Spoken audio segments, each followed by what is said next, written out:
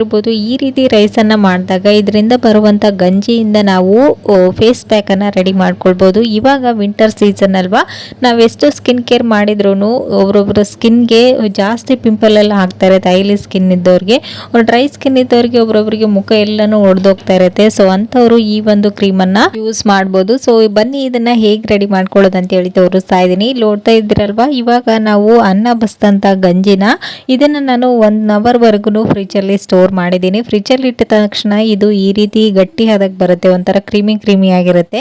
So ಆವಾಗ ನೀವು ಇದನ್ನು ಎಷ್ಟು ನಿಮಗೆ ಕ್ರೀಮ್ ಬೇಕು ಅಷ್ಟು 2 ಟೇಬಲ್ ಸ್ಪೂನ್ ಅಷ್ಟು ನಾನು ಇಲ್ಲಿ ಗಂಜಿನ ತೊಗೊಂಡಿದ್ದೀನಿ. ನಂತರ ಇದಕ್ಕೆ 1 ಟೇಬಲ್ ಸ್ಪೂನ್ ಅಷ್ಟು ಕಡಲೆ ಹಿಟ್ಟು, ಒಂದು ಸ್ವಲ್ಪ ಅರಿಶಿನ, ಹಾಗೆಯೇ ಒಂದು ಸ್ವಲ್ಪ ನಿಂಬೆ ಹಣ್ಣಿನ ರಸನ ಹಾಕಿ ನೀಟಾಗಿ ಈ ರೀತಿ ಗಂಟುಗಳಿಲ್ಲದ ಥರ ಮಿಕ್ಸ್ ಮಾಡ್ಕೊಳ್ಬೇಕು. ಮಿಕ್ಸ್ ಮಾಡ್ಕೊಂಡ ನಂತರ ನೀವು ಇದನ್ನು ಮುಖಕ್ಕೆ ಹಾಕ್ಬೋದು, ಕೈ ಕಾಲಿಗೆ, ನಿಮ್ಮ ಸ್ಕಿನ್ ಎಲ್ಲಿ ಡ್ರೈ ಇರುತ್ತಲ್ವ ಅಲ್ಲಲ್ಲಿ ನೀವು ಇದನ್ನು ಅಪ್ಲೈ ಮಾಡಿಕೊಂಡು 10 ಮಿನಿಟ್ಸ್ ಹಾಗೇನೆ ಬಿಟ್ಟು ನಂತರ ವಾಶ್ ಮಾಡ್ಕೊಳ್ಳೋದ್ರಿಂದ ನಿಮ್ಮ ಸ್ಕಿನ್ ತುಂಬಾ ಬ್ರೈಟ್ ಆಗಿರುತ್ತೆ. ಇದರಲ್ಲಿರ್ತಕ್ಕಂಥ ಕಡಲೆ ಹಿಟ್ಟು ನಮ್ಮ ಸ್ಕಿನ್ನನ್ನು ಮಾಯಿಶ್ಚರೈಸ್ ಮಾಡುತ್ತೆ. ಹಾಗೆಯೇ ಇದರಲ್ಲಿ ನಾವು ಅಕ್ಕಿ ಗಂಜಿನ ಹಾಕಿರ್ತೀವಲ್ವ, ಅದು ನಮ್ಮ ಡೆಡ್ ಸ್ಕಿನ್ ಎಲ್ಲನೂ ರಿಮೂವ್ ಮಾಡುತ್ತೆ. ಹಾಗೆಯೇ ಅರಿಶಿಣನೂ ಕೂಡ ಅಷ್ಟೇ ನಮ್ಮ ಸ್ಕಿನ್ನನ್ನು ಬ್ರೈಟ್ ಮಾಡೋದಕ್ಕೆ, ಅದರಲ್ಲಿರ್ತಕ್ಕಂಥ ಫಂಗಸನ್ನು ರಿಮೂವ್ ಮಾಡುವಂಥ ಒಂದು ಕೆಲಸನ ಮಾಡುತ್ತೆ. ಸೊ ನಿಂಬೆ ಹಣ್ಣಿನ ರಸನೂ ಕೂಡ ಅಷ್ಟೇ.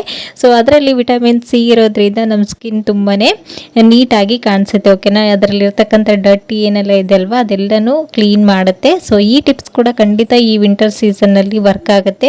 ಒಂದ್ಸರಿ ಟ್ರೈ ಮಾಡಿ ನೋಡಿ. ಓಕೆನಾ, ಸೊ ಇಲ್ಲಿ ನೋಡ್ತಾ ಇರ್ಬೋದು, ಕೈಗೆ ಅಪ್ಲೈ ಮಾಡಿ ತೋರಿಸ್ತಾ ಇದ್ದೀನಿ. ಮೊದಲಿದ್ದಕ್ಕೂ ಇವಾಗೂ ಎಷ್ಟು ಡಿಫ್ರೆಂಟ್ ಕಾಣ್ತಾ ಇದೆ ಅಂತ.